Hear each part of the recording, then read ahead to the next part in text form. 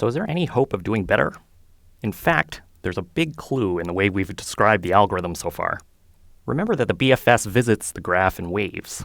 Now, this wavy nature of a BFS has two really important implications. First, an upper bound on the span shouldn't be the number of vertices.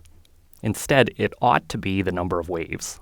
Let's give each wave, which consists of all the vertices at the same distance from the source, a special name. Call them levels. So here's a question for you. What is an upper limit on the number of levels? One answer comes from a particular property of a graph called its diameter. The diameter is basically the maximum shortest distance between any pair of vertices. Now here's an important point about diameter. It's a property of the whole graph, so that makes it only an upper bound on the number of levels from any starting vertex.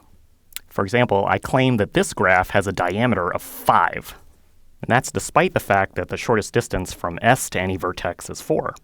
Can you see why the diameter is 5? I smell a quiz.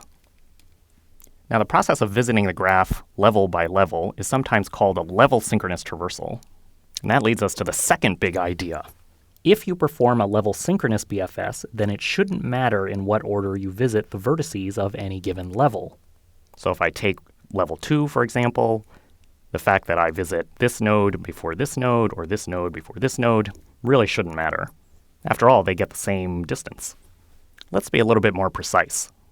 Imagine running a BFS and stopping it at some level, call it L. Now let's look at any two unvisited neighbors of a set. Now these both have to be a distance of just 1 away from the set, so it doesn't matter which one we see first. In fact, we can even look at them at the same time because they'll both have the same value.